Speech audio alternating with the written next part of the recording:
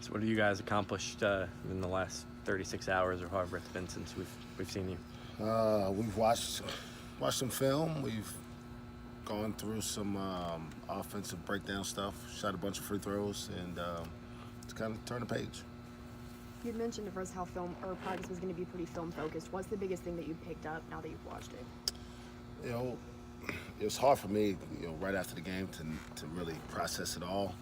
Um, but we were closer than I thought immediately, and the emotion of it felt pretty bad. Not still don't feel good that we lost, but it's a 3-point game with just over a minute to go, and we've got the ball. I mean, and Thomas kind of bobbles a shot right over here and come down the next possession, and we short close out on Wigington and 6, and it's hard because the other team shoots good free throws, and now your offense, which isn't great, it's got to have multiple good possessions. So we're close. It's kind of what you expect in this league, though, right? Is in the last 2 or 3 minutes, it's going to be a 2 or 3 possession game, and the team that executes the best and makes a few shots is going to be the team that wins. So we're not far off, but we're still not quite over the hump.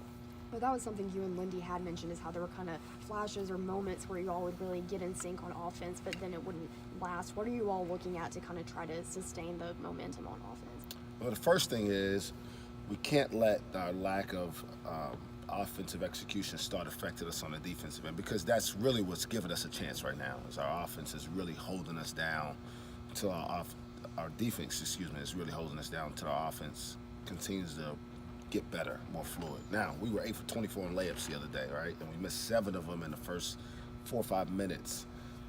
We've just got to be better than that. We got to make those because you're not getting better shots. It's the second easiest shot in the game other than the free throw because it's uncontested most of the time. So we got to make layups first, and then when we have opportunities to get some open threes, we got to take advantage. Got to get Lindy to the free throw line. He had no free throws. He leads our league in free throw attempts. Doesn't take enough of them. So those are things we're looking at to adjust. Another thing Lindy had mentioned is kind of trying to get all the guys on the same page. What's the communication like among the team on the court? Yeah, it's still a work in progress for us. There were probably 5 or 6 possessions the other day where we're running something offensively, and there's one guy just out of place or not doing what he's supposed to do, and it affects the whole. Either because your space is off or your time is off, or you just can't get the shot that you're looking for. So just got to continue to work at it. The guys are trying to do the right thing. Just sometimes we don't have enough focus. We lose discipline. For instance, we're guarding ball screens a certain way all game, and the one time we don't, we give up a layup to Lard, and no one's close to guarding him. But we didn't give up that shot the whole game. And that moment of lapse in this league, it's taken advantage of, and we've got to try to continue to eliminate those mistakes. They're happening less frequently as we go along, but eventually we've got to completely get them out of there. Sorry, go ahead. You mentioned before how Kendall Smith really didn't grasp Bedlam that first time last year. Is that something you're trying to do take a different approach to this year with your young guys? Yeah, we talked to him about it. Obviously, the other night, none of our freshmen are from the state of Oklahoma, and they don't quite understand it. But we've tried to set a tone in their minds on the scoreboard. It'll count as win or loss, right? But it means more, and we don't shy away from that. I mean, it means something to recruiting. It means something to our fans and to our former players, and so it means something to us. And again, if we win, it won't count as 2 wins or 1.5 wins or anything like that. But it'll be people walking around with a little bit more pride, and the people that support us matter to us. What have you learned about this game in your 2 years here? That it's probably kind of underrated nationally. All these games that I've been a part of, other than the one we played down there, have been really good games. I mean, we competed probably for the first 6 or 8 minutes down there, and then they ran away with it. But I played a hell of a game with them here. It was a pretty competitive game, although I can't remember the score we won by in the tournament, but it was a competitive game with them there. The 2 games when we were a tournament team and they weren't very good 2 years ago were both close games.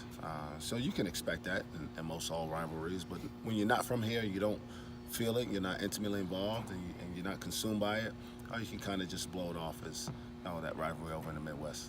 This is obviously a very different OU team than the one you guys saw a year ago. What impresses you about what they've done so far?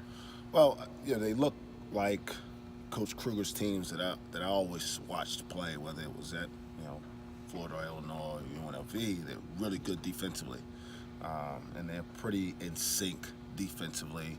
They do a better job, and this isn't a slight to Trey. They share the ball more collectively. I mean, he had a ton of assists, so it's not like he was a selfish player. He was the only one who had assists, though. And now they do a better job of distributing the wealth collectively. And you can tell they look like they're having a little bit more fun playing with each other than they did, at least toward the end of last year. Obviously, you don't need someone to Trey Young's level, but do you feel like you need a guy to step up to be the main scorer for this team? It never hurts to have somebody with that much talent, I'll tell you that. Obviously, I wasn't in their locker room, so I don't know all that went on, but obviously he's also responsible for a lot of success that they had. So let's not kid ourselves that didn't happen. But that's not the makeup of our team. We've got to do it more collectively. We've got to do it more as a group.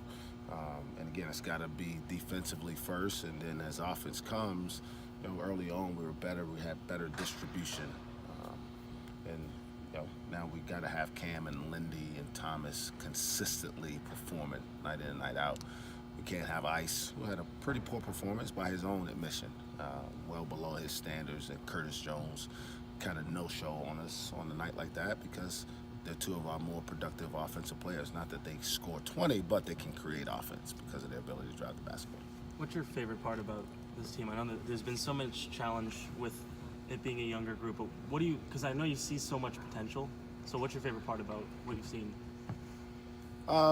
Is that they're not phased, and it's not that they don't care. It's just that it doesn't necessarily affect them the next day. It's what you have to have. You got to have a short memory. I won't call it the Big 12 conference. I call it the short memory conference. Right? And whether win or lose, I mean, the 4 teams who won the other night, if they think they're going to go and win just because they had success Wednesday, they're kidding themselves. And the 4 teams that lost have an opportunity to go and find success the next time out. So, that ability to turn the page and focus on the next opportunity is something that's really, really important for us. You mentioned trying to kind of teach them about the Bedlam rivalry. How do you think they've taken to that? Do you think that they're expecting, or do you think maybe they're gonna have to see it first? I mean, there's definitely part of it you got to see. I mean, there's no doubt, because you can't simulate the atmosphere or the energy or the angst, right? And I certainly wouldn't even try to simulate some of the things that they may hear, right? And so, that part of it, the teammates can tell them about. Cam and Thomas and Lindy, Trey Reeves, they've been down there, they know what it's like. But they'll get down there and they'll see it for themselves. And I hope it doesn't catch any of them off guard. But that's also why we went in some of the environments we went in this year. It wasn't maybe as vulgar as it could be down there, but Nebraska was a pretty hostile environment. It was a great basketball environment. I loved it. Playing in Tulsa wasn't easy. So we challenged ourselves to be prepared for the actual games in those environments, even if you can't necessarily simulate the type of hatred that exists amongst the fans. Is that a point where inexperience is almost kind of a plus, where they don't know any better, they just have had all these tough games that they've got to go through? Yeah, a little bit, maybe. They're maybe not smart enough to know that it's not okay, but not being consumed by it, right? I'm not in the least concerned about Ice overthinking that he was 1 for 7 with, now he still rebounded and defended at a pretty high level, but he also had some pretty crucial breakdowns on the offensive end, which led to, I think he'll have an easier time kind of getting ready for tomorrow and making sure he's much better for us. The Bedlam wins the last 2 years have been really big moments for this team. What can a Bedlam win this year do for this team? I have no idea. I mean, I don't know what. Every day, it's just 24 hours at a time. I wake up, I really, with this particular team, it's really come down to just be good for 40 minutes. And let's go try to win a game.